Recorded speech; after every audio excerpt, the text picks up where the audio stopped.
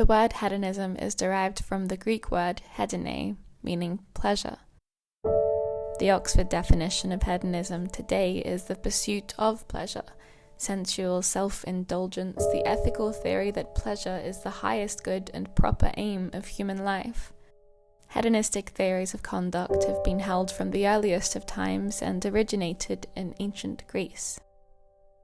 Aristippus, born in the 4th century BC, was a philosopher, one of Socrates' disciples in fact, who founded the Cyrenaic school of hedonism, the ethic of pleasure. The Cyrenaics believed that pleasure was the supreme good in all life and that the pursuit of immediate and sensual gratification led to the highest form of happiness. It was also believed that bodily pleasures were superior to mental pleasures. In the 3rd century BC, Epicurus, a philosopher and sage, developed a more refined version of hedonism and founded Epicureanism. Epicurus emphasized intellectual pleasures and advocated for a moderate and balanced approach to life, rather than indulging in excessive or momentary pleasures. I fear we have been unfair to Epicurus by equating his beliefs of hedonism with an immoral way of living, for he believed that the most pleasant life is one where we abstain from unnecessary desires and achieve an inner tranquility by being content with the simple pleasures.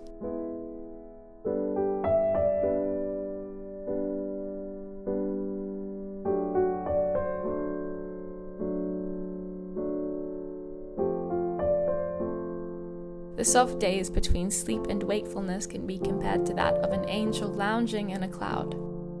It is a small bliss, but one to be thankful for.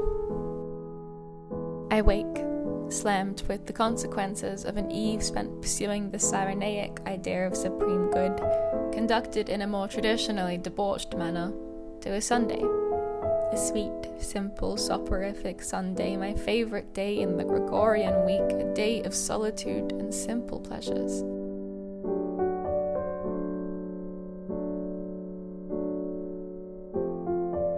The unhurried breeze of a Sunday morning, sticky, sweet, and laced with sun. This is my idea of magic. If I were to build my own branch of hedonism, I would preach the purest pleasure to be the sun, the way the morning light drips down the windowsill and spills across the floor and dances. A simple pleasure too often stepped past, quite literally, is patches of floor warmed by the sun. This pleasure was brought to you by cats, wild and domestic alike.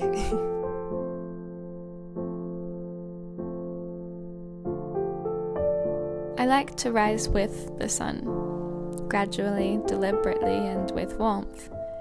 I like to stare out the window, feel the sun on my face, stare at the ceiling, count the cracks, and eventually, when my mind has fully woken, I like to read.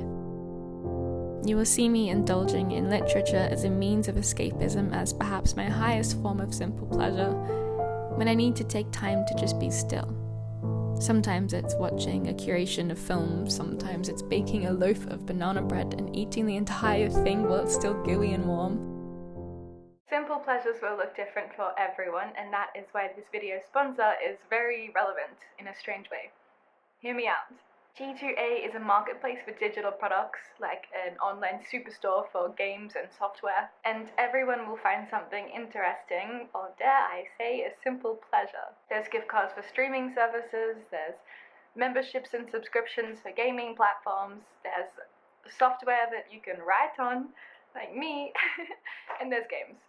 So many games. I don't know if this is going to be an obvious fun fact about me, but when I was younger, I was an avid fan of The Sims, which is a simulation game. I might be saying avid fan in place of addict because I would spend 24 hours straight on my mother's computer playing God on these Sims that I created, and I regret nothing. I look back on that era with only fondness. It was a simple pleasure for me. It was something to look forward to after school, after a ballet class, after a long week. It's been a while since I gamed, but there's a new game coming out that I saw on G2A called Diablo 4, and it's very on brand, and it's tempting me to revert back to my gaming as a reward era. G2A will have something for everyone, and you can follow the link in my description box and check it out for yourself. Huge thank you to G2A for sponsoring this video, and let's continue.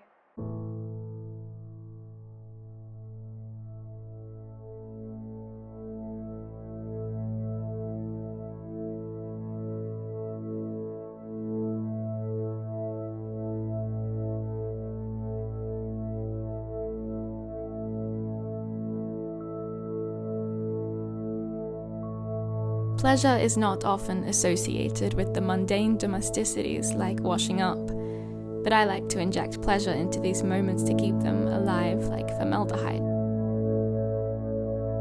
It is a conscious decision to seek joy in every moment.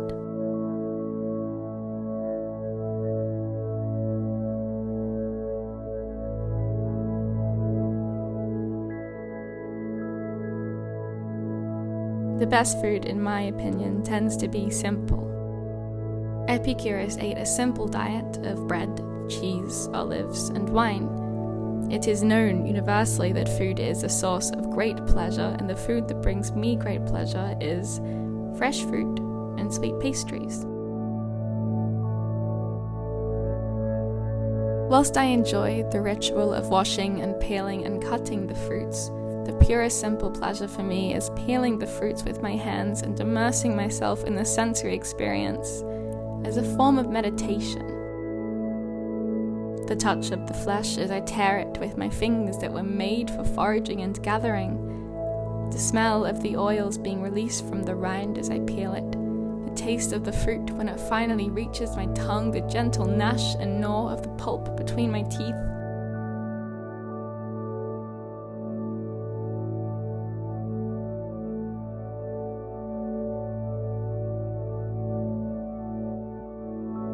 I am a person who must bask in the glory of beautiful things daily. Seeking joy in every moment is perhaps the highest commitment of all, and seeing the true beauty, both in the magic and mundane, is an infallible method of achieving this. There's a quote from Dostoevsky's The Brothers Karamazov that I have embedded into the veins of my existence. I exist. In thousands of agonies, I exist. I'm tormented on the rack, but I exist. Though I sit alone in a pillar, I exist. I see the sun, and if I don't see the sun, I know it's there. And there's a whole life in that, in knowing that the sun is there.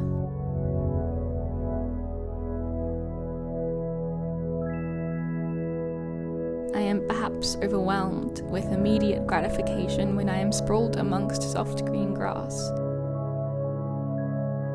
A 17th century Spanish playwright once said, "Green is the prime colour of the world, and that from which its loveliness arises."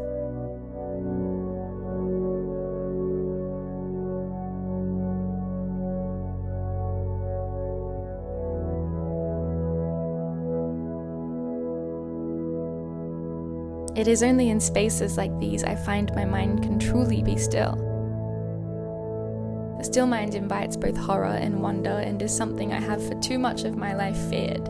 The dark thoughts nestled in the most delicate folds of my mind that surface only when I close my book or put down my phone.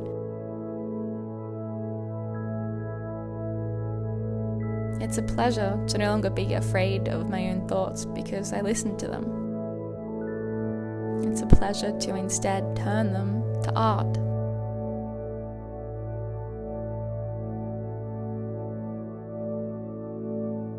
Unlike Aristippus, Epicurus believed intellectual pleasures are greater than bodily pleasures.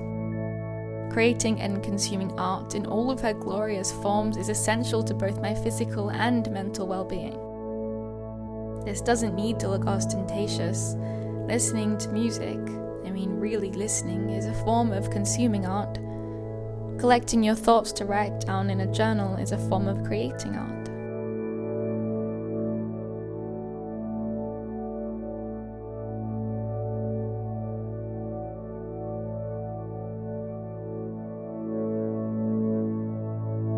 Humans naturally flock towards bodies of water, be it an ocean or a river or a lake, or in my case, a tub. This is known. I do not need to elaborate on the simple pleasure that is immersing oneself in a body of water, let alone in a bathtub. And after it all, I rest my head on the glory that is the promise of the morning sun, cascading through my windows and planting soft kisses on my skin till I wake.